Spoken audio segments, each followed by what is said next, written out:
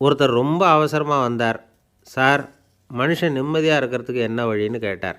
சீக்கிரமாக ஒரு கல்யாணத்தை பண்ணிங்க, எல்லாம் சரியாக போடும் அப்படின்னோம். அவர் ஒரு மாதிரியாக பார்த்தார். ஏற்கனவே எனக்கு கல்யாணம் ஆகிட்டுது சார், அதனால தானே நிம்மதியாக இருக்கிறதுக்கு வழி கேட்குறேன் அப்படின்னார். சரி, இவர் ஒரு மாதிரியான கேஸ் அப்படின்னு நினச்சிக்கிட்டு நம்மக்கிட்ட இருந்த ஒரு சின்ன புத்தகத்தை அவர்கிட்ட தூக்கி கொடுத்தோம். இதை படித்து பாருங்கன்னு. கல்யாணத்துக்கு பிறகும் சந்தோஷமாக இருக்கிறதுக்கு என்ன வழி அப்படிங்கிற கேள்விக்கு அந்த புத்தகத்தில் விளக்கம் இருந்தது. கணவன் மனைவிக்குள்ளே சிக்கல் வராமல் இருக்கிறதுக்கு அதில் சில வழிகளை சொல்லி கொடுத்துருக்குறாங்க. அதெல்லாம் என்னென்ன அப்படிங்கிறத இப்போ பார்க்கலாமா? குடும்பம்னு இருந்தால் கோபம் வரதான் செய்யும். அது வந்துட்டு போகட்டும், பரவாயில்ல. ஆனால் அந்த கோபம் ஒரே நேரத்தில் 2 பேருக்கும் வந்துடாமல் பார்த்துக்கணும். ஒரு சமயத்தில் யாராவது ஒருத்தர் தான் கோபப்படணும், அடுத்தவங்க அமைதியாக இருக்கணும். அதுக்கப்புறம் இவர் அமைதியான உடனே அவங்க ஆரம்பிச்சிக்கலாம். கோபமாக ஏதாவது சொன்னால் உடனே கோபமாக பதில் சொல்லக்கூடாது. கொஞ்சம் பொறுத்து கோபம் தீர்ந்த உடனே அந்த பதிலை சொல்லலாம். அப்போ பதில் கோபமாக இருந்தால் கூட அது அவ்வளோ பெருசாக தெரியாது. அற்ப விஷயத்துக்கெல்லாம் காய்ச்சி மூச்சுன்னு கத்திக்கிட்டு இருக்கக்கூடாது. உங்கள் 2 பேருக்குள்ளே ஒரு தர்க்கம் ஆரம்பமாயிட்டுதுன்னு வச்சுக்கோங்க. கடுமையாக 2 பேரும் விவாதம் பண்ணுறீங்க. உங்களில் ஒருத்தர் இதில் ஜெயிக்கணும்னா அது நீங்களாக இருக்க வேணாம், அடுத்தவங்க ஜெயிக்கிறதுக்கு நீங்கள் துணையாக இருங்களேன். அப்படின்னா நீங்கள் கொஞ்சம் விட்டு கொடுக்கணும், அவ்வளவுதான். ஏதாவது குத்தம் சொல்லணுமா, செஞ்ச தப்பை சுட்டி காட்டணுமா, விமர்சனம் பண்ணணுமா, பண்ணுங்க, வேணான்னு சொல்லலை. ஆனால் சொன்னதை அப்படி சொல்கிறத கொஞ்சம் அன்பாக இதமாக சொல்லுங்கள். எப்போது நடந்த தவறுகளையெல்லாம் இப்போ போய் மறுபடியும் ஞாபகப்படுத்திகிட்டு இருக்க வேண்டாம்.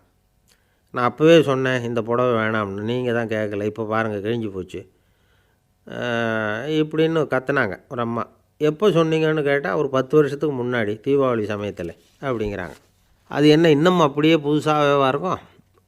உங்களுக்கு அவர் தான் பெருசு, அவருக்கு நீங்கள் தான் பெருசு. அதை விட இந்த உலகத்தில் வேறு எதுவும் முக்கியம் இல்லைன்னு நினைக்கணும். நீ தான் என்னுடைய உலகம்னு எத்தனை தடவை சொல்லியிருப்பீங்க? அதெல்லாம் வெறும் வசனமாக போயிடக்கூடாது. ஏதாவது ஒரு பிரச்சனையை பற்றி கடுமையாக விவாதம் பண்ணிக்கிட்டு இருக்கீங்க, அதை அப்படியே பாதியில் விட்டுட்டு படுக்கைக்கு போயிடக்கூடாது. சொச்சத்தை நாளைக்கு பேசிக்கலாம்னு. அப்படி போனால் தூக்கம் வராது. பிரச்சனையை ஒரு முடிவு பண்ணிக்கிட்டு அதுக்கப்புறமா தூங்க போகணும். ஒரு நாளில் ஒரு தடவையாவது உங்கள் ஜோடியை பாராட்டி நல்ல விதமாக கனிவாக ஒரு வார்த்தை சொல்லணும் அப்படின்னு தீர்மானம் பண்ணிங்க. ஏதாவது தப்பு பண்ணிவிட்டீங்கன்னா பரவாயில்ல, அதை ஒத்துக்கிறதுக்கும் மன்னிப்பு கேட்குறதுக்கும் தயாராக இருக்கணும். அது ஒன்றும் கேவலம் கிடையாது. வீட்டுக்குள்ளே தானே கேட்க போகிறீங்க, வெளியில் யாருக்கு தெரிய போதும்? எப்படியோ உங்களுக்குள்ளே ஒரு சமரசம் ஆனால் சரி தான். ஒரு தகராறுன்னு எடுத்துக்கிட்டால் குறைஞ்சபட்சம் அதுக்கு 2 பேர் தேவை. தனியாகவே உட்காந்துக்கிட்டு நான் இப்போ தகராறு பண்ணிகிட்ருக்கிறேன் அப்படின்னு யாரும் சொல்ல முடியாது. 2 பேர் தகராறு பண்ணுறாங்கன்னா பொதுவாக அந்த 2 பேரில் யார் அதிகமாக பேசுகிறாங்களோ அவங்க பேரில் தான் தப்பு இருக்கும். அதை மனசில் வச்சுக்கணும். இதெல்லாம் தான் அந்த புத்தகத்தில் போட்டிருக்கிற வழிமுறைகள். இவ்வளவும் சரியாக வரலைன்னா அப்புறமா சொல்லுங்கள், வேறு புத்தகம் ஏதாவது இருக்கான்னு தேடுவோம். ஒரு கணவன் தன்னுடைய மனைவியை அழைச்சிக்கிட்டு ஒரு மனோதத்துவ டாக்டர்கிட்ட வந்தாராம். டாக்டர், எங்களுக்கு கல்யாணம் ஆகி 30 வருஷ காலமாக நாங்கள் ஒரு விஷயத்தில் கூட ஒத்து போனதில்லை அப்படின்னு ஆரம்பித்தார். உடனே அந்த அம்மா குறுக்கிட்டு, அது 30 வருஷம் இல்லை, 32 வருஷம் அப்படின்னாங்களாம். ஒருத்தர் மனசில் நிம்மதி இல்லாமல் உட்காந்துருந்தார். என்ன சார் விஷயம் அப்படின்னு விசாரித்தேன். அகலக்கால் வச்சுட்டேன், அதுதான் அவதிப்படுறேன்னார். விவரமாக சொல்லுங்கன்னேன். வீடு கட்டணும்னு ஆரம்பித்தேன், வேலை பாதியிலேயே நிற்கிது, கையில் பணம் இல்லை அப்படின்னார். இது மாதிரி ஆசாமிகள் பல பேரை நீங்கள் பார்த்துருக்கலாம். இவங்கெல்லாம் சுலபமாக மன அழுத்தத்துக்கு ஆளாயிடுறாங்க.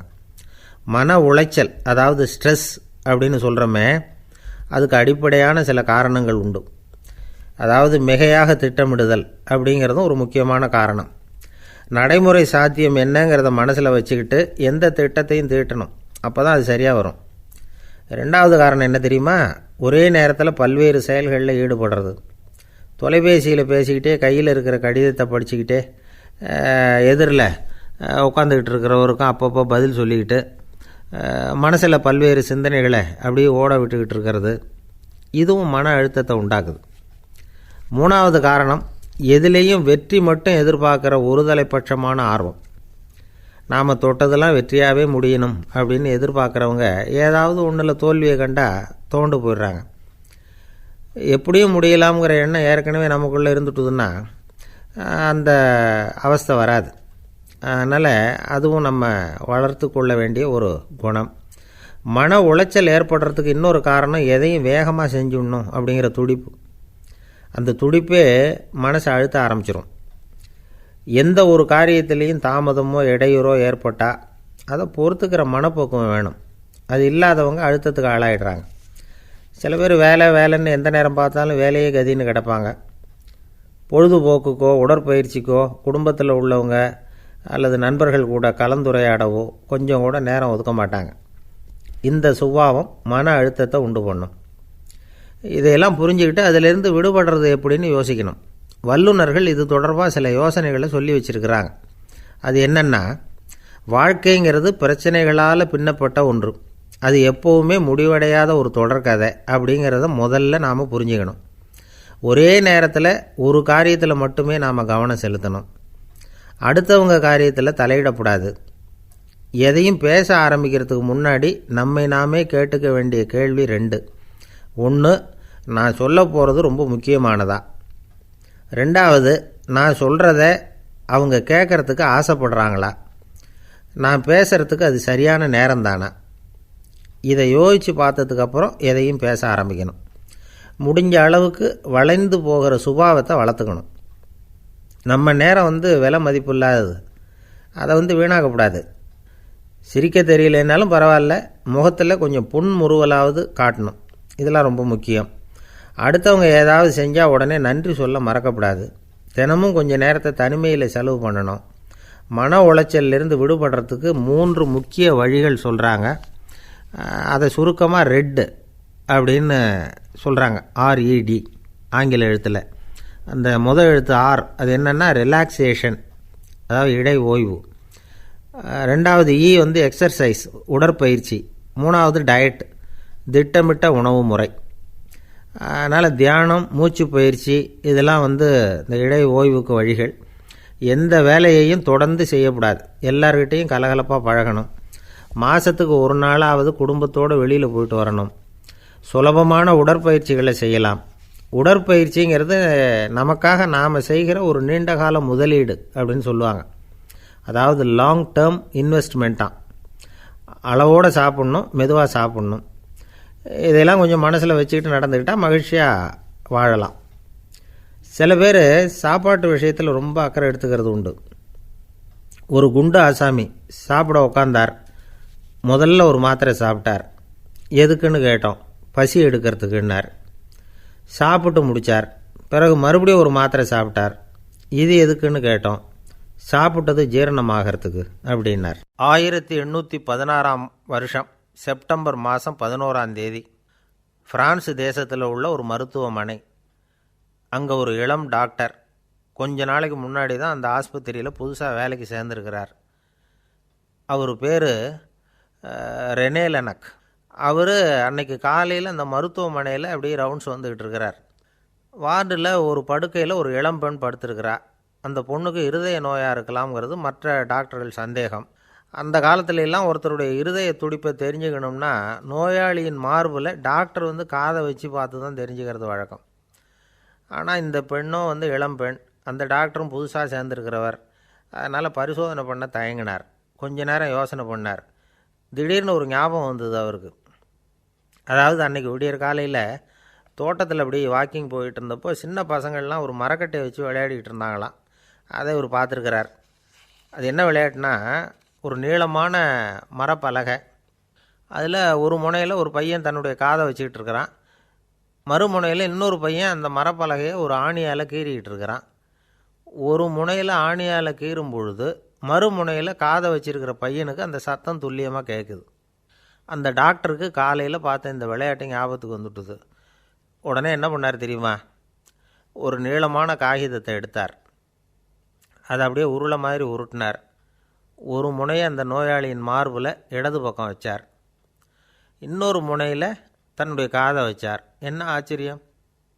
நோயாளியின் மார்பில் நேரடியாக காதை வச்சு கேட்குறத விட துல்லியமாக கேட்டுது இதய துடிப்பு. இதய துடிப்பு மட்டும் இல்லை, மூச்சு இழுத்து விடுறது, திரவ பொருள்களின் அசைவு, எல்லா சத்தமும் தெளிவாக கேட்குது. கிரேக்க மொழியில் ஸ்டெத்தாஸ் அப்படின்னா மார்பு, ஸ்கோப்பின் அப்படின்னா பார்ப்பதுன்னு அர்த்தம். அதனால் டாக்டர் ரெனே லெனக் தான் கண்டுபிடிச்ச கருவிக்கு ஸ்டெத்தஸ்கோப் அப்படின்னு பேர் வச்சார்.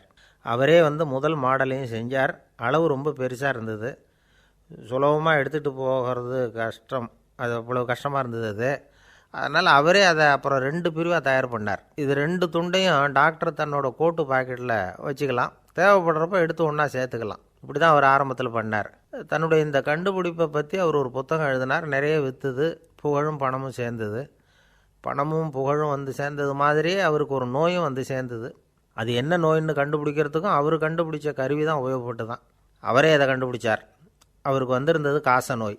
1826ஆம் வருஷம் ஆகஸ்ட் மாதம் 13ஆம் தேதி உலகத்தின் முதல் ஸ்டெதஸ்கோப்பை கண்டுபிடிச்ச டாக்டர் ரெனே லெனக் காலமானார். அவர் சாகிறதுக்கு முன்னாடி மரத்தால் செஞ்சு வச்சுருந்த ஸ்டெதஸ்கோப்பை தனக்கு வேண்டியப்பட்ட ஒரு டாக்டர்கிட்ட கொடுத்து, என்னுடைய சொத்துக்கள்லேயே ரொம்ப வசந்தது அப்படின்னு சொன்னாராம். அதுக்கப்புறம் 3 வெள்ளைக்காரங்க சேர்ந்து இந்த கருவியில் சில மாற்றங்களை பண்ணாங்க. ஆனால் 1829 லண்டனில் டாக்டர் நிக்கோலஸுங்கிறவர் ஒரு காதால் இதய துடிப்பை கேட்குறத விட டாக்டர் 2 காதாலையும் கேட்குறது தான் சரியாக இருக்கும் அப்படின்னு ஒரு கருத்தை வெளியிட்டார்.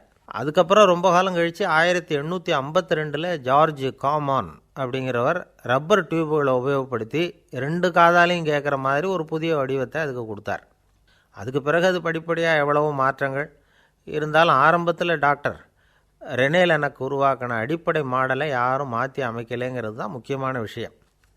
நமக்கு தெரிஞ்ச ஒரு ஆஸ்பத்திரி, அதில் ஒரு நோயாளி, காலை நேரத்தில் நர்ஸு அந்த பக்கமாக போயிட்டு இருந்தாங்க. அதை பார்த்துட்டு ஒரு நர்ஸுன்னு கத்துறார். நர்ஸு அவசரமாக ஓடி வந்து என்ன விஷயம்னு கேட்டாங்க.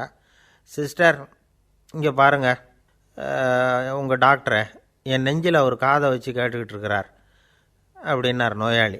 சிஸ்டர் பதட்டப்படாமல், அதனால் என்ன, இந்த டாக்டர் பழமையான விஷயங்களில் ரொம்ப நம்பிக்கை உள்ளவர், அதனால் ஸ்டெதாஸ்கோப்பை உபயோகப்படுத்தாமல் காதை வச்சு கேட்குறார், அது ஒன்றும் தப்பு இல்லை அப்படின்னாங்களாம். ஐயோ, அதுக்காக இல்லை சிஸ்டர், இவர் என் நெஞ்சு மேலே தலையை வச்சது நேற்று ராத்திரி 9 மணி, இப்போ விடிஞ்சு போச்சு, இன்னமும் தலையை எடுக்கவே இல்லை, அதுக்காக தான் சந்தேகப்பட்டு உங்களை கூப்பிட்றேன் அப்படின்னாராம். என்ன சார், உங்கள் பையன் என்ன செஞ்சுக்கிட்டு இருக்கிறான் இப்போது அப்படின்னு கேட்டார் ஒருத்தர். அடிக்கடி கண்ணாடி முன்னாடி நின்று அழகு பார்த்துக்கிட்டு இருக்கிறான் சார் அப்படின்னாரு அப்பா. இளம் பருவம் இப்படி தான் இருக்கும், அதையெல்லாம் சாதாரணமாக நினச்சிடாதீங்க அப்படின்னாரு அவர். என்ன சார் சொல்கிறீங்க, கண்ணாடி முன்னாடி நின்றுக்கிட்டு நேரத்தை வீணாக்கிக்கிட்டு இருக்கான், அதை ஒரு பெரிய விஷயமாக நான் நினைக்கணுமா அப்படின்னாரு இவர். இளம் பருவத்தில் இளைஞர்களுக்கும் சின்ன பொண்ணுங்களுக்கும் அடிக்கடி கண்ணாடியில் பார்க்கணும்னு தோணும். அது வெறுமனே அழகு பார்க்குறது மட்டும் இல்லை, அவங்க தங்களையே தேடி கண்டுபிடிக்கிற ஒரு முயற்சி அது. இது ஒரு மனோதத்துவ விளைவு. இது வரைக்கும் சின்ன பிள்ளையாக இருந்துட்டோம், இனிமேல் நாமளும் மற்றவங்க மாதிரி மனிதர்கள் தான் அப்படிங்கிற உணர்வு அவங்களுக்கு வருது. தங்களோட முகம் எப்படி இருக்குது, அழகு எப்படி இருக்குது, உடம்பு நேரம் எப்படி இருக்குது, முடி எப்படி இருக்குது அப்படிங்கிறதையெல்லாம் கண்டுபிடிக்கிறாங்க. அதுக்கப்புறம் இன்னொரு ஆணோ பொண்ணோ தன்னை கவனிக்கணும் அப்படின்னு நினைக்கிறாங்க. இதெல்லாம் மனோதத்துவ உண்மைகள், இதெல்லாம் இயற்கை. இதை பார்த்துட்டு பெற்றவங்க பிள்ளைங்க கெட்டு போட்டாங்க அப்படின்னு நினைக்கக்கூடாது, அவங்கள திட்டிக்கிட்டே இருக்கக்கூடாது. இன்றைக்கி பல குடும்பங்களில் இதுதான் நடந்துக்கிட்டு இருக்குது. மனுஷ வாழ்க்கையிலேயே இப்படியும் இல்லாத அப்படியும் இல்லாத ஒரு பருவம் இளம் பருவம். 13லேருந்து 19 வயசுக்கு உட்பட்ட ஆண்கள் பெண்கள் இந்த வகையை சேர்ந்தவங்க, டீனேஜ் குரூப். இவங்களை சின்னவங்கன்னு நினச்சிட முடியாது, பெரியவங்கன்னு நினச்சிட முடியாது. இவங்க ரொம்ப சென்சிட்டிவ். சமூகம் நினச்சா இவங்களை நல்லவங்களாகவும் ஆக்கலாம், கெட்டவங்களாகவும் ஆக்கலாம். கொஞ்சம் அக்கறை எடுத்துக்கிட்டால் பெரிய பெரிய மேதைகளையும் விஞ்ஞானிகளையும் உருவாக்கலாம். ஆனால் நடக்கிறது என்ன தெரியுமா, அநேகமாக இவங்களை யாருமே சரியாக புரிஞ்சுக்கிறது இல்லை, இவங்களை சரியாக நடத்துறதும் இல்லை. இது வரைக்கும் நாம் சொல்கிறத கேட்டுக்கிட்டு இருந்தான், இப்போல்லாம் அவன் இஷ்டத்துக்கு நடக்க ஆரம்பிச்சுட்டான் அப்படின்னு வருத்தப்படுற பெற்றோர்கள் அதிகம். இது வருத்தப்படுற விஷயம் இல்லை, சந்தோஷப்பட வேண்டிய விஷயம். உங்கள் புள்ள சொந்தமாக யோசிக்க ஆரம்பிக்கிறதும் நடந்துக்க ஆரம்பிக்கிறதும் ஒரு தப்பான விஷயமா? அவன் கடைசி வரைக்கும் உங்கள் பேச்சையே கேட்டுக்கிட்டு இருக்கணுங்கிறது என்ன நியாயம்? இன்றைக்கி இளைஞர்களை பெரியவங்க தப்பாக புரிஞ்சுக்கிட்டு தவறாக நடத்துறதுனால தான் அவங்களுக்கு வெறுப்பு, எரிச்சல், மனக்கசப்பு எல்லாம் உண்டாகுது. பெற்றவங்க சரியாக மதிக்கிறது இல்லை அப்படிங்கிற ஒரே காரணத்தினாலேயே வீணாக போகிற பிள்ளைங்க இன்றைக்கி அதிகம். சரி, பெற்றவங்களுக்கு இன்றைக்கி என்ன தான் புத்தி சொல்ல வர்றீங்க அப்படின்னு கேட்குறீங்களா?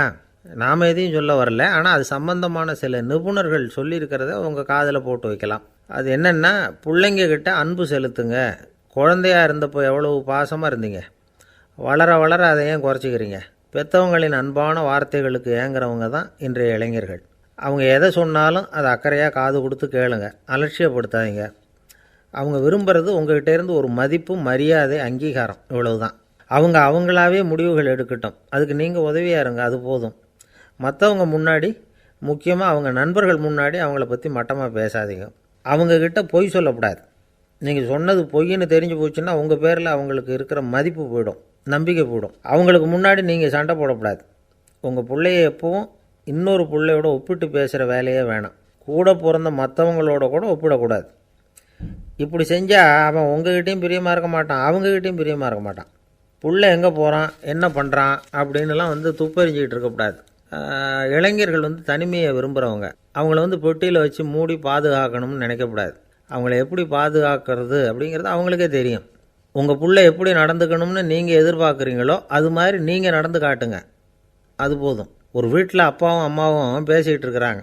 என்னங்க நம்ம பொண்ணு பெரியவளாயிட்டா, அடிக்கடி கண்ணாடி முன்னாடி போய் நின்றுக்கிட்டு இருக்கிறா, சீக்கிரமாக ஒரு பையனை பார்த்து கல்யாணத்தை முடிக்காமல் இப்படி மசன்னு கல் மாதிரி உட்காந்துருக்குறீங்களே அப்படின்னு சத்தம் போட்டாங்க அந்த அம்மா. அவசரப்படாத, பார்க்குறதுக்கு கண்ணுக்கு அழகாக லட்சணமாக புத்திசாலியாக ஒரு பையன் கிடைக்க வேணாமா, அதுதான் பார்த்துக்கிட்டு இருக்கிறேன் அப்படின்னார் அப்பா.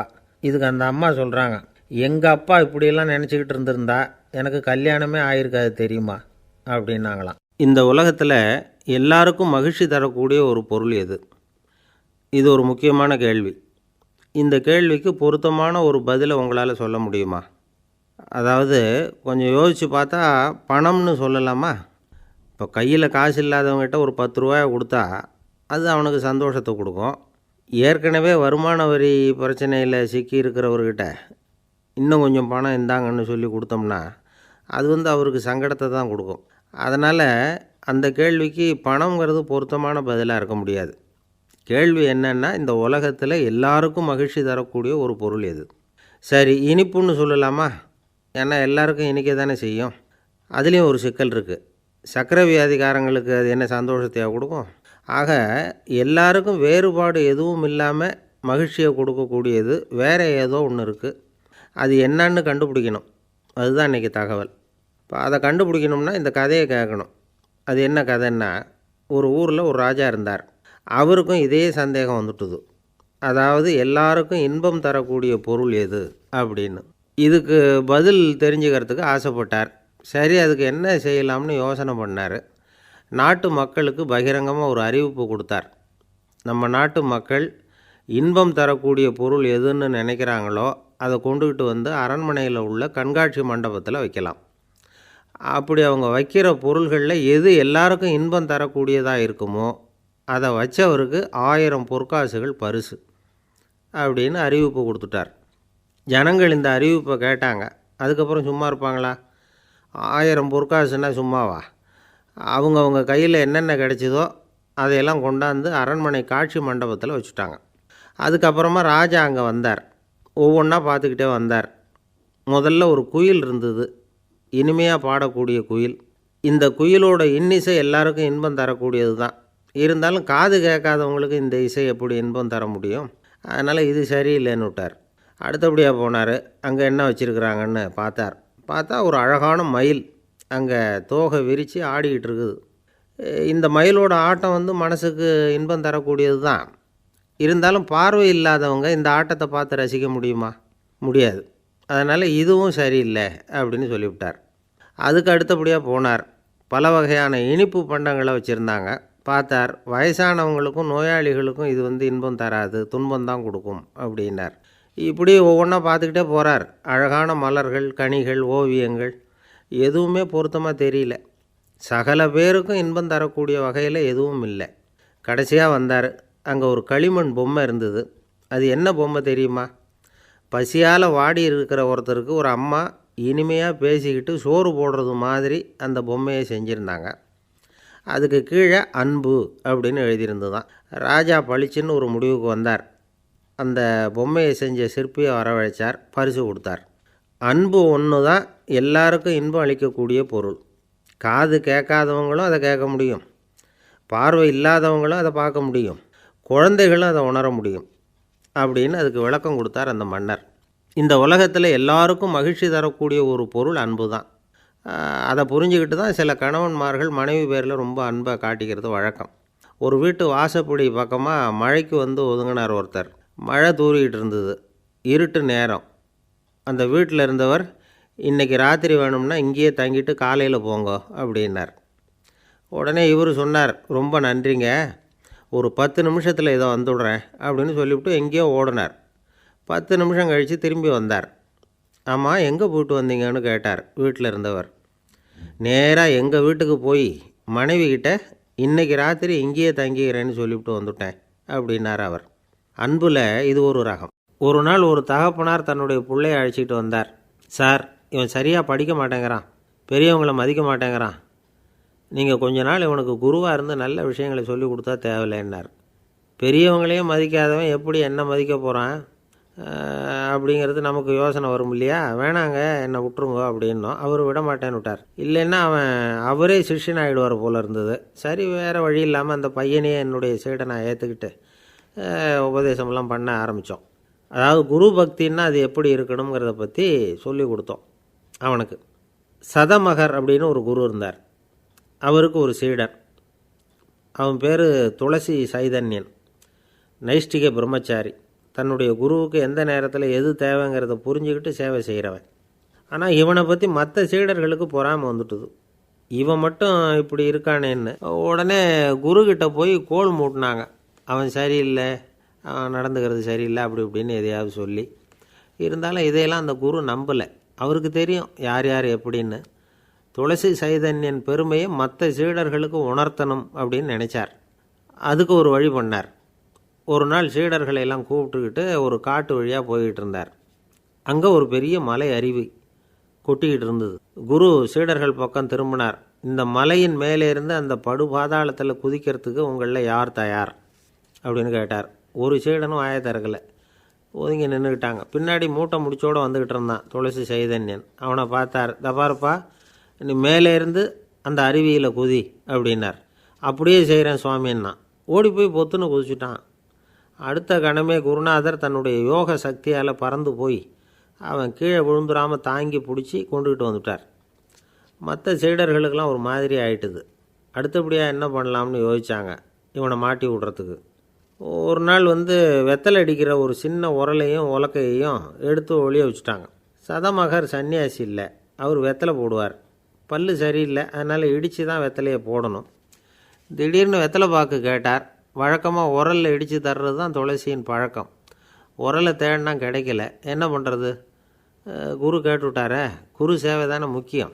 என்ன பண்ணால் வெத்தலை பாக்க தன்னுடைய வாயில் போட்டு முன்னும் அதை எடுத்து அவர்கிட்ட கொடுத்துட்டான். குரு எதையோ படிச்சுக்கிட்டே அதை வாங்கி வாயில் போட்டுக்கிட்டார். துளசி இன்றைக்கி தாம்பூலம் நல்லா இடிக்கப்பட்டிருக்கு, ருசியாக வேறு இருக்குது, அதை இடித்த பாத்திரத்தை என் கண்ணால் பார்க்கணும்னு ஆசையாக இருக்குன்னு விட்டார். அதை மட்டும் அனுப்பி போய் நீ வர வேண்டான்னு வேற சொல்லிவிட்டார். இதை கேட்டதும் துளசி தவிச்சு போயிட்டான். இவன் போகாமல் எப்படி வாயை மட்டும் அனுப்பி வைக்க முடியும்? இவன் தவிக்கிறத பார்த்ததும் மற்ற சீடர்களுக்கெல்லாம் மனசுக்குள்ளே ரொம்ப சந்தோஷம். துளசி கொஞ்சமும் யோசிக்கலை. வாழை எடுத்தான், தன்னுடைய தலையவே அப்படியே அறுத்து வெட்டி எடுத்தான். இன்னொரு சீடங்கிட்ட கொடுத்துட்டான், எடுத்துகிட்டு போகணுன்னு சொல்லி. கொண்டுட்டு போய் குரு முன்னாடி வைக்கிறாங்க. அந்த தலையில் வாய் திறந்துருக்கு, வெத்தலை போட்டு முன்னு இருந்தது, தெரிஞ்சு போச்சு, சிவப்பாக இருந்தது. அவனுடைய குரு பக்தியை இப்போ எல்லாரும் ஒத்துக்கிட்டாங்க. அதுக்கப்புறம் குரு சதமகர் தன்னுடைய அற்புத திறமையினால் அந்த தலையை மறுபடியும் ஒட்ட வச்சுட்டார். துளசிக்கு உயிர் வந்துட்டுது. இப்படி ஒரு பெரிய கதை உண்டு. அதாவது துளசி சைதன்யன் அவனுடைய குரு பக்தி எப்படி அப்படின்னு கேட்டோம். ரொம்ப அபாரம் அப்படின்னு அந்த பையன் அடக்கமாக, சும்மா விளையாட்டுக்காக தான் அப்படி அவங்ககிட்ட கேட்டோம். ஏன்பா உன்னுடைய குரு பக்தியை என்கிட்ட காட்டுறதுக்கு உன்னோட கழுத்தை நீயே அறுக்கணும்னு நான் சொன்னான், அதை நீ செய்வியா அப்படின்னு கேட்டோம். என்னுடைய கழுத்தை நானே அறுக்க வேண்டிய அவசியம் இல்லை சார் அப்படின்னா அவன். ஏண்டான்னு, அதே காரியத்தை தான் இனிமேல் நீங்கள் தினமும் செய்ய போகிறீங்களே சார் அப்படிங்கிறான். ஆசைப்படுறதில் தப்பு இல்லை, ஆனால் அந்த ஆசை தேவைக்கு தகுந்த மாதிரி இருக்கணும். தேவைக்கு மீறிய ஆசைகள் இருக்குது பாருங்கள், அது தேவையில்லை. இந்த கருத்தை வலியுறுத்தது மாதிரி ஒரு கதை உண்டு. தேவேந்திரனுக்கு திடீர்னு வீடு கட்டணும்னு ஒரு ஆசை வந்துதான். வீடுன்னா நாம் கட்டுற மாதிரி இல்லை. தேவேந்திரன் வீடுன்னா சும்மாவா? ஒரு பிரம்மாண்டமான அரண்மனை கட்டணும். அது மாதிரி இந்த 3 லோகத்துலேயும் ஒரு அரண்மனை கிடையாது அப்படின்னு எல்லாரும் சொல்லணும். இது அவனோட ஆசை. உடனே தேவ தச்சரான விஸ்வகர்மாவை கூப்பிட்டான், உத்தரவு போட்டான். விஸ்வகர்மா தன்னுடைய உதவியாளர்களை எல்லாம் கூப்பிட்டு ஒன்றா சேர்த்துக்கிட்டார். படாத பாடுபட்டு ஒரு பெரிய அரண்மனையை கட்டி முடித்தார். கட்டி முடிக்க 1000 வருஷம் ஆச்சு. தேவேந்திரன் பார்க்குறான். அவனுக்கு திருப்தி ஏற்படலை. என்னுடைய அந்தஸ்துக்கு இது ரொம்ப சாதாரணமான கட்டிடம், இதை விட இன்னும் பெருசாக கட்டு அப்படின்னா. தேவ தச்சர் திணறி போயிட்டார். அவரால் அதுக்கு மேலே எதுவும் செய்ய முடியல. என்ன பண்ணுறதுன்னு யோசனை பண்ணார். நேராக நாரதர் காலில் போய் விழுந்தார். நீங்கள் தான் என்னை இந்த பிரச்சனையிலேருந்து காப்பாற்றணும்னார். நாரதர் யோசனை பண்ணார். சரி, கவலைப்படாதேன்னார். நேராக இந்திரன்கிட்ட போனார். இந்திரன் வந்து நாரதரை பார்த்த உடனே வாங்கன்னு கூட்டிகிட்டு போய் அரண்மனையை காட்டினான். இது மாதிரி ஒரு அரண்மனையை நீங்கள் வேறு எங்கேயாவது பார்த்துருக்குறீங்களா அப்படின்னு ரொம்ப பெருமையாக கேட்டான். நான் பார்த்ததில்லை, ஆனால் என்னை விட வயசில் மூத்தவர் மகரிஷி லோமேசர், அவர் ஒரு வேளை பார்த்துருக்கிறாரா என்னமோ அப்படின்னார். உடனே அவரை மனசில் நினச்சி தியானம் பண்ணினார். அடுத்த கணம் லோமேசர் அங்கே வந்தார். இடையில் ஒரு சின்ன துண்டு, கையில் ஒரு கமண்டலம், தலையில் ஒரு பாய், அவ்வளவுதான் அவர்கிட்ட இருந்தது. எதுக்காக தலையில் எந்த பாய் அப்படின்னு கேட்டான் இந்திரன். என்ன மாதிரி அற்ப ஆயுள் உள்ள ஒரு ஜீவன் தனியாக வீடு கட்டிக்கிட்டு திண்டாடணுமா? இந்த பாய் தான் ஒரு வீடு மாதிரி எனக்கு நிழல் கொடுக்குது அப்படின்னார் அவர். என்னது, உங்களுக்கு வந்து அவ்வளவு கொஞ்சமான ஆயுளா அப்படின்னு ஆச்சரியத்தோடு கேட்டான் இந்திரன். ஆமாம், இதை பாரு, என்னுடைய மார்பில் ஒரு பொற்காசு அளவுக்கு ரோமம் உதிர்ந்துட்டுது. எப்போ என் உடம்புல உள்ள எல்லா ரோமமும் உதிர்ந்துருமோ அப்போ என்னுடைய ஆயுள் முடியும் அப்படின்னார். எப்போ அந்த ரோமங்கள் பூரா உதிரும்னு கேட்டான் இவன். ஒரு பிரம்மா மறைஞ்சதும் ஒரு ரோமம் உதிரும். என் உடம்புல உள்ள ரோமங்களின் எண்ணிக்கை எவ்வளவோ அவ்வளவு பிரம்மாக்கள் தோன்றி அவங்க ஆயுள் முடியும் பொழுது என் உடம்புல உள்ள ரோமங்கள் பூரா உதிரும் அப்படின்னார். அப்படின்னா ஒரு பிரம்மாவோட ஆயுள் எவ்வளவு காலம்னு கேட்டான். ஒரு பிரம்மாவுக்கு 100 தேவ வருஷம். ஒவ்வொரு தேவ வருஷத்துக்கும் 365 தேவ நாள். ஒவ்வொரு தேவ நாள்லேயும் ஒன்றை மாதிரி 14 இந்திரர்கள் தோன்றி மறைகிறாங்க அப்படின்னு மகரிஷி லோமேசர் சொல்கிறார். இதை கேட்டதும் இந்திரன் ஆடி போயிட்டான். அவ்வளவு ஆயுள் உள்ள இவரே அற்ப ஆயுள்னு சொல்கிறார். நான் என்னுடைய ஆயுளை பெருசாக நினச்சிக்கிட்டு பிரம்மாண்டமான அரண்மனை கட்டணும்னு ஆசைப்படுறேனே அப்படின்னு நினச்சான். எனக்கு வீடு கட்டின வரைக்கும் போதும்னு விட்டான். அதனால் நாமெல்லாம் நம்முடைய தேவைக்கு தகுந்த மாதிரி ஆசைப்படுறது தான் நியாயம். ஆனால் அப்படியே நடந்துக்கிறோம். மனுஷன் வந்து கடவுளையே ஏமாற்றி காசு வாங்கிறதுக்குள்ள ஆசைப்படுறான். ஒருத்தன் கடவுளை நினச்சி தவம் இருந்தான். கடவுள் நேரில் வந்தார். தேவலோகத்தில் ரூபாய்க்கெல்லாம் என்ன மதிப்புன்னு கேட்டான். அங்கெல்லாம் ரூபாய்ங்கிறது உங்கள் பணத்தில் 1 கோடி ரூபாய்க்கு சமம். அதாவது தேவலோகத்தில் 1 ரூபான்னா இங்கே 1 கோடி ரூபா. அது மாதிரி எங்களுக்கு ஒரு நாளுங்கிறது உங்கள் கணக்கில் 1 கோடி வருஷத்துக்கு சமம் அப்படின்னார் கடவுள். அப்படின்னா எனக்கு நீங்கள் அதிகமாக எதுவும் தர வேணாம், உங்கள் கணக்குப்படி ஒரே 1 ரூபா கொடுங்க, அது போதும்னா இவன் ரொம்ப சாமர்த்தியமாக. கடவுள் யோசனை பண்ணார். அது ஒன்றும் கஷ்டம் இல்லை, 1 ரூபா தானே கேட்குற, கொடுத்துட்றேன். ஆனால் இப்போ வரும்பொழுது நான் எடுத்துக்கிட்டு வரல, எங்கள் கணக்குப்படியே 1 நாள் பொறுத்துக்க பணத்தோடு வந்துடுறேன் அப்படின்னு சொல்லிவிட்டு பறந்து போயிட்டார். இயேசுநாதர்கிட்ட ஒருத்தர் வந்து கேட்டாராம், இயேசுவே என்னை எவ்வளவு நேசிக்கிறீர்கள் அப்படின்னு. அவர் தன்னுடைய 2 கைகளையும் அகல விரித்து இவ்வளவு என்று சொல்லி சிலுவையில் உயிர் நீத்தார் அப்படின்னு சொல்லுவாங்க. அதாவது அந்த நேசிப்புக்கு எல்லை கிடையாது, அதே போல் மன்னிப்புக்கும் எல்லை கிடையாது. இது இயேசுநாதர் சொல்லி கொடுத்த ஒரு பாடம். இயேசுனுடைய சீடர்களில் ஒருத்தன் பீட்டர், அவன் ஒரு நாள் இயேசுநாதர்கிட்ட கேட்டிருக்கான், இயேசுவே நான் வந்து என்னுடைய தம்பிக்கிட்ட அடிக்கடி சண்டை போட்டுக்கிட்டு இருக்கிறேன், என்னுடைய சகோதரன் கூட, அவனை நான் எத்தனை தடவை மன்னிக்கிறது? ஏற்கனவே 7 தடவை அவனை மன்னிச்சுட்டேன் அப்படின்னு சொல்லியிருக்கிறான். அப்போது இயேசு சொன்னாராம், மன்னிக்கிறதுக்கு எத்தனை தடவைங்கிற கணக்கெல்லாம் கிடையாது. எத்தனை தடவை உன்னுடைய சகோதரன் உன்னை கோபப்படுத்துகிறானோ அத்தனை தடவை நீ மன்னிக்கிறதுக்கும் தயாராக இருக்கணும், அதுதான் அப்படின்னு சொன்னாராம். அப்போ இவனுக்கு ஒன்றும் புரியல, இது என்ன அவன் தப்பு பண்ணிக்கிட்டே இருப்பான், நாம் மன்னிச்சுக்கிட்டே இருக்கிறதா அப்படிங்கிறது மாதிரி குழப்பமாக இருந்திருக்கிறான். அப்போது இயேசுநாதர் தன்னுடைய சீடன் பீட்டர்கிட்ட ஒரு கதை சொன்னாராம். அந்த கதை இன்றைக்கு நாம் வந்து எல்லாரும் சிந்தித்து பார்க்க வேண்டிய ஒரு கதை. அதாவது மன்னிப்பை விரும்புகிறவர்கள் மன்னிக்கவும் தயாராக இருக்க வேண்டும் அப்படிங்கிறது தான் அந்த கதையினுடைய தத்துவம். அந்த இயேசுநாதர் சொன்ன கதை என்னென்னா, ஒரு மன்னர் இருந்தார். அவர் ஒரு நாள் அரண்மனையில் உட்காந்து கணக்கு வழக்குகள்லாம் பார்த்துக்கிட்டு இருந்தார்.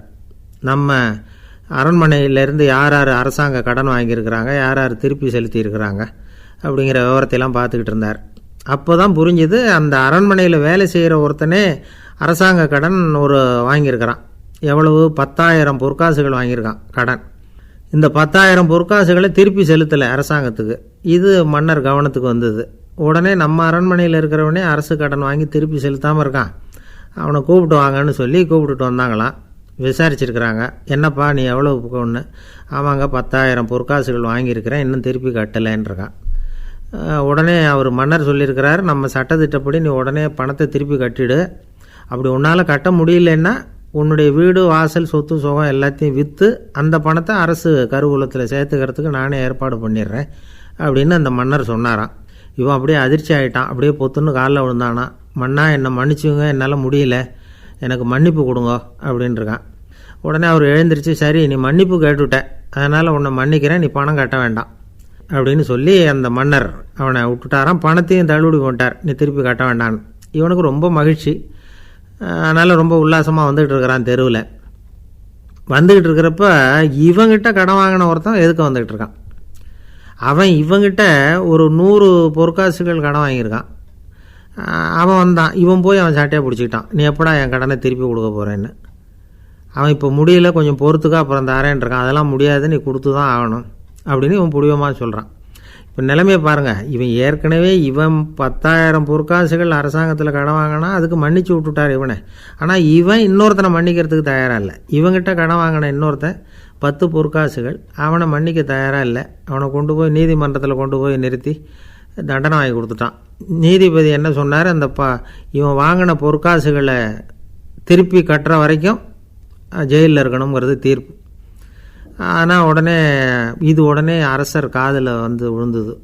சொல்லிட்டாங்க, உங்ககிட்ட மன்னிப்பு வாங்கிட்டு போனானே ஒருத்தன், அவன் இன்னொருத்தனை மன்னிக்கிறதுக்கு தயாராக இல்லை, அவனை கொண்டு போய் ஜெயிலில் அடைச்சிட்டான் அப்படின்னு. உடனே மன்னர் பார்த்தார், இவனை மறுபடியும் கூப்பிட்டு வர சொன்னார்.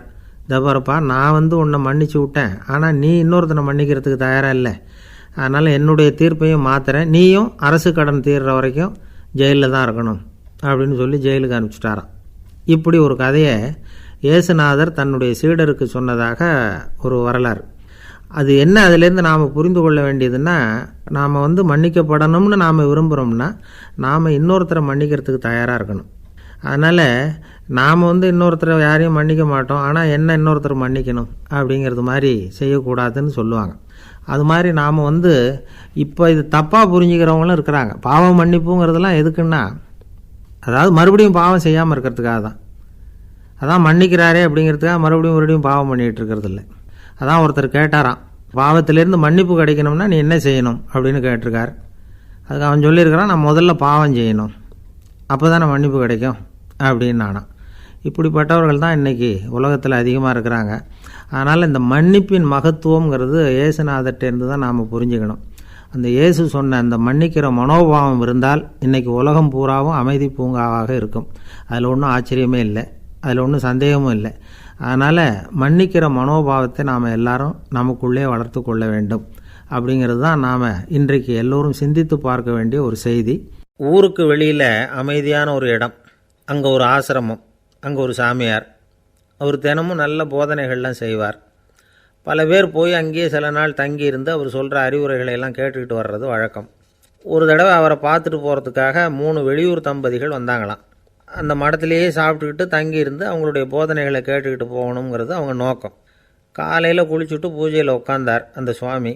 இவங்களும் குளிச்சுட்டு அந்த பூஜையை பார்க்குறதுக்காக அவர் முன்னாடி உட்காந்தாங்க. பூஜை ஆரம்பமாச்சு. சம்பிரதாயப்படி அது ரொம்ப நேரம் நடந்துக்கிட்டே இருக்குது. இவங்களுக்கு நல்ல பசி இருந்தாலும் இந்த நேரத்தில் அதை எப்படி வெளியில் காட்டிக்கிறது? பேசாமல் இருந்தாங்க. அந்த சுவாமி பூஜையை முடித்தார். அதுக்கப்புறம் பேச ஆரம்பித்தார். பேச்சு அருமையாக தான் இருந்தது, அமிர்தமாக தான் இருந்தது. இருந்தாலும் இவங்களுக்கு இருக்கிற வயிற்று பசி அது சரியாக கவனிக்க விடலை. அந்த சுவாமியே இதை கவனித்ததாக தெரியல. இவங்களுக்கு மனசுக்குள்ளே ஒரு எண்ணம், உள்ளே சாப்பாடு தயாராகிட்டு இருக்கும் போல இருக்குது, இந்த பேச்சு முடிஞ்சது நம்மளை உள்ளே அழைச்சிட்டு போய் சாப்பாடு போடுவாங்கன்னு நினைக்கிறோம் அப்படின்னு இவங்களாம் நினச்சிக்கிட்டாங்க. ஆனால் சுவாமி இதை பற்றி எதுவுமே பேசலை, கண்டுக்கலை. ஒரு அம்மாவால் அதுக்கு மேலே சும்மா இருக்க முடியுமா? முடியல. சாப்பாட்டை கவனிக்கலாமா அப்படின்னு சொல்லி மெதுவாக ஆரம்பித்தாங்க. கவனிக்கலாமே அப்படின்னு உள்ளே அழைச்சிட்டு போனார் சுவாமி. இவங்க ரொம்ப அவசரமாக எழுந்திரிச்சு உள்ளே ஓடினாங்க. அங்கே ஒரு மேஜை மேலே ஒரு கிண்ணம் மூடி இருந்தது. இதுதான் சாப்பாட்டு மேஜை போல் இருக்குது, இங்கே சாப்பாடு வந்துடும் அப்படின்னு நினச்சாங்க. உடனே போய் சுற்றி உட்காந்துக்கிட்டாங்க. சுவாமி அந்த கிண்ணத்தை எடுத்து அந்த அம்மா கிட்ட கொடுத்தார். அவங்க அதை வாங்கி மூடியை திறந்து பார்க்குறாங்க. உள்ளே ஒரு சாவி இருக்குது. சரிதான், இது சமையலறை சாவி போல் இருக்குது, அங்கே போய் அதை திறந்து சாப்பாட்டை நாமே எடுத்துக்கிட்டு வந்து இங்கே வச்சுக்கிட்டு சாப்பிட்ணும் போல் இருக்குது அப்படின்னு நினச்சாங்க. சாவி இருக்கு இல்லையா, வாங்க பூட்டு நிறையா காட்டுறேன் அப்படின்னு சுவாமி அவங்கள அழைச்சிட்டு போனார், காட்டினார். இவங்க அந்த அறையை ரொம்ப ஆவலோடு திறந்தாங்க. உள்ளே பார்த்தா அங்கே அரிசி, பருப்பு, விதவிதமான காய்கறி எல்லாம் இருக்குது. சமையலுக்கு வேண்டிய மிளகாய், எண்ணெய், பால், தயிர், நெய் இப்படி எல்லாமே இருக்குது. அடுப்பு, விறகு, நெருப்பு போட்டி அது கூட அங்கே இருக்குது. சாப்பாடு தயாராக இருக்கும்னு நினச்சிக்கிட்டு போனால் இப்படி இருக்குதே அப்படின்னு சொல்லி அதை பார்த்ததும் ரொம்ப சோர்ந்து போட்டாங்க அவங்க. சுவாமி, என்ன இது சாப்பாடு இல்லையா அப்படின்னாங்க. அதுதான் சாப்பாட்டுக்கு வேண்டிய எல்லாம் இங்கே இருக்குதே, அடுப்பு மூட்டி நீங்கள் தான் அவங்கவுங்க ருசிக்கு தகுந்த மாதிரி சமைச்சிக்கணும். இந்த சன்னியாசிக்கு எப்படி சமைக்க தெரியும் அப்படின்னு கேட்டார் சுவாமி. சாப்பாடு தயாராக இருக்கும்னு நாங்கள் எதிர்பார்த்தோம் அப்படின்னாங்க. நீங்கள் இப்படி சொல்லுவீங்கன்னு நானும் எதிர்பார்த்தேன். இது வரைக்கும் நான் எவ்வளவோ தத்துவம்லாம் எடுத்து சொன்னேன். எல்லாத்தையும் விட இதுதான் அனுபவபூர்வமான தத்துவம். ஆண்டவன் நமக்கு நல்ல மனசை கொடுத்துருக்குறான், நல்ல வாய்ப்புகளையும் தந்திருக்கிறான், அதையெல்லாம் பயன்படுத்திக்கக்கூடிய மூளையையும் சிந்தனையையும் கொடுத்துருக்குறான். அதனால் அடுப்பை தான் நீங்கள் மூட்டணும், அடுப்பை நீங்கள் தான் மூட்டணும், உங்களுக்கு உகந்ததை நீங்கள் தான் சமைச்சு ருசித்து அனுபவிக்கணும். ஆண்டவனே அதை செஞ்சிகிட்டு இருக்க மாட்டான் அப்படின்னாராம் அந்த சுவாமி. நம்முடைய வாழ்க்கையில் பல நல்ல பலன்களை பெறுறதுக்கு நாம் தான் முயற்சி பண்ணணும். அதுக்குரிய சூழ்நிலையை தான் ஆண்டவன் கொடுப்பானே தவிர அதை விளக்கிறதுக்காக தான் அந்த சுவாமி அப்படி செஞ்சு காட்டியிருக்கிறார். இது ஒரு பெரியவர் இப்படி ஒரு விளக்கம் கொடுத்தார். அதுக்கப்புறம் அந்த 3 தம்பதிகளும் தெளிவடைஞ்சுட்டாங்களாம். நாம் தெளிவடைகிறது எப்போங்கிறது தான் தெரியல அப்படின்னு பல பேர் இதை கேட்டுட்டு சொல்லிகிட்டு இருக்கிறாங்க. இந்த கதையை நம்முடைய நண்பர் ஒருத்தர்கிட்ட சொன்னேன். அந்த நண்பர் ரொம்ப சந்தோஷப்பட்டார். நீங்கள் சொல்கிறது கரெக்டு சார், ஆனால் நான் அதை விட ஒரு படி மேலே சார். எனக்கெல்லாம் அரிசி, பருப்பு இருக்கிற ரூம் எதுன்னு கையை காட்டிட்டா போதும், உடனே கிண்ணத்துலேருந்து சாவியை எடுத்து கொடுக்கணுங்கிற அவசியம்லாம் இல்லை எனக்கு. அப்புறம் எப்படி ரூமை திறந்துருவீங்க அப்படின்னு கேட்டேன். பூட்டை உடச்சி திறந்துருவேன், அதுதான் எனக்கு பழக்கம் அப்படிங்கிறார். ஐயா, என்னுடைய நூல் வெளியீட்டு விழாவுக்கு அவசியம் நீங்கள் வரணும் அப்படின்னு கூப்பிட்டார் ஒருத்தர். எப்போ வரணும்னு கேட்டேன். அடுத்த வாரம்னார். சரி, புத்தகம் தயாராகிட்டுதா அப்படின்னேன். நாளைக்கு தான் அச்சிக்க கொடுக்க போகிறேன்னார். என்னங்க இது, புத்தகம் அச்சிடுறதுக்கு முன்னாடியே அழைப்புதழை அச்சடிச்சு விட்டீங்களே அப்படின்னு கேட்டேன். அதனால் என்னங்க, அந்த காலம் மாதிரியா போடலாம், அச்சுக்கலை எவ்வளவோ முன்னேறியாச்சுங்க. Linotype, monotype, phototype, laser இப்படி என்னென்னமோ வந்தாச்சு. இன்றைக்கி கொடுத்தா நாளைக்கே புத்தகம் தயார் அப்படின்னார். இப்படி இந்த அளவுக்கு முன்னேறி இருக்கிற இந்த அச்சுக்கலை ஆரம்பத்தில் எப்படி இருந்தது தெரியுமா? அந்த காலத்தில் காகிதம்னா என்னென்னே தெரியாது, அப்படி ஒன்று கண்டுபிடிக்கப்படவே இல்லை. அப்போல்லாம் எதையாவது ஒன்று எழுதணும்னா அதுக்கு ஆட்டு தோலை தான் பயன்படுத்தி இருக்கிறாங்க. கண்ணுக்குட்டி தோல் கூட அதுக்கு உபயோகப்பட்டு தான். ஐரோப்பாவில் இருந்த பாதிரியார்கள் தோலில் எழுதப்பட்ட புத்தகத்தை தயாரிக்கிறதுல ரொம்ப கெட்டிக்காரங்களாம். எகிப்து, அப்புறம் மத்திய தரைக்கடல் ஓரத்தில் உள்ள நாடுகள், இங்கேயெல்லாம் தோல் தான் எழுதுபொருளாக பயன்பட்டு வந்திருக்குது. ஆனால் நம்ம நாட்டில் ஓலைச்சுவடிகளை எழுத்துக்கு பயன்படுத்தியிருக்கிறாங்க. எழுதுறதுக்கு தோலை பயன்படுத்தினவங்க பிறகு பேப்பரைஸ் அப்படிங்கிற கோரை புல்லை அதுக்கு பயன்படுத்தினாங்களாம். இதெல்லாம் அப்படி கொஞ்சம் கொஞ்சமாக கண்டுபிடிச்சிட்டு வந்திருக்கிறாங்க. அந்த புல்லை கச்சிதமாக நறுக்க வேண்டியது, நல்லா பதப்படுத்த வேண்டியது, அதுக்கப்புறம் அதில் எழுத வேண்டியது, அவ்வளவுதான். பேப்பருங்கிற சொல்லே இந்த பேப்பைரஸ் அப்படிங்கிறதுலேருந்து வந்தது தான். அதுக்கப்புறம் தான் காகிதம் வந்தது. இதை முதல்ல சீன நாட்டில் தான் கண்டுபிடிச்சாங்க. அது வந்த பிறகு அச்சு எந்திரம் கண்டுபிடிக்க வேண்டிய அவசியம் ஏற்பட்டது. அதை கண்டுபிடிச்சவர் ஜெர்மானிய அறிவியல் அறிஞர் ஜான் கூட்டன்பர்க். அச்சுக்கலைக்கு அடித்தளம் அமைச்சவர் அவர் தான். ஜெர்மனியில் மெயின்ஸ் அப்படிங்கிற ஊரில் 1399 பிறந்தார். அவரோட மாமன் ஒருத்தர் உலோக வேலையில் வல்லவர். அவர்கிட்ட இந்த வேலையை கற்றுக்கிட்டார். அதோட வைர கற்களை பட்டை தீட்டுறதுலேயும் ரொம்ப தேர்ச்சி பெற்றிருந்தார். இளம் வயசுலேயே சும்மா இருக்க மாட்டாராம், எதை செஞ்சாலும் அதை திறமையாக செய்வாராம். அவர் தான் முதல்ல மர அச்சு எழுத்துக்களை உருவாக்கினார். அது மேலே மை தடவி பிரதிகள் எடுத்தார். அதுக்கப்புறம் உலோக எழுத்துக்கள், முதல்ல காரியம், அப்புறம் இரும்பு, அப்புறம் கலப்பு உலோகம், பிறகு அச்சடிக்கிறதுக்கு எந்திரம் ஒன்றையும் உருவாக்கினார். முதல்ல பைபிள் அச்சடித்தார். 1468 அவர் இறந்து போனார். 16ஆம் நூற்றாண்டில் மேலை நாடுகளிலிருந்து மர எழுத்துக்களை கொண்டுக்கிட்டு தமிழ்நாட்டில் கிறிஸ்தவ நூல்களை அச்சிட்டாங்க. அப்போல்லாம் அச்சகங்கள் போதிய அளவுக்கு இங்கே இல்லை. அதுக்கு என்ன காரணம்னா, இந்தியர்கள் அச்சகங்களை நடத்தக்கூடாது அப்படின்னு சட்டம் 1835 வரைக்கும் அந்த சட்டம் நடைமுறையில் இருந்தது. இந்த நிலைமையில் அங்கேயும் இங்கேயுமா 1-2 அச்சகங்கள் ஆரம்பமாச்சு. 1713 தரங்கம்பாடியில் லூத்தரன் மிஷன் அச்சகம், அதே ஆண்டில் சென்னையில் எஸ்பிசிகே அச்சகம், இது ரெண்டும் தான் இந்தியாவில் முதல்ல தொடங்கப்பட்ட அச்சகங்கள். ஆட்டுத்தோல்லையும் ஓலைச்சுவடியிலையும் எழுதப்பட்ட எழுத்துக்கள் இன்றைக்கி எங்கேயோ போயிட்டுது. ஆனால் நம்ம ஊரில் எழுத்தாளர்கள் நிலைமை தான் ஒன்றும் சொல்லிக்கிறது மாதிரி இல்லை. நம்ம ஆள் ஒருத்தர் சொன்னார், சார் நான் சொந்தத்தில் ஒரு அச்சாஃபீஸ் வச்சுருந்தேன், இப்போவும் வச்சுருக்கிறேன். அதனால் என்னுடைய படைப்புகளை புத்தகமாக வெளியிடுறதில் எனக்கு ஒன்றும் கஷ்டம் இல்லை. வருஷத்துக்கு ஒரு புத்தகம் எழுதி வெளியிட்டுருவேன். 15 வருஷமாக இலக்கிய உலகத்துக்கு இப்படி சேவை செஞ்சுக்கிட்டு வர்றேன். ஆனால் இந்த வருஷம்தான் வாசகர்கள் எனக்கு பாராட்டு விழா நடத்தியிருக்கிறாங்க அப்படின்னார். இந்த வருஷம் அப்படி என்ன விசேஷம் அப்படின்னு கேட்டோம். இந்த வருஷம்தான் நான் எந்த புத்தகம் எழுதி வெளியிடாமல் இருந்தேன், அதுக்காகத்தான் எனக்கு இந்த பாராட்டு விழா அப்படின்னார்.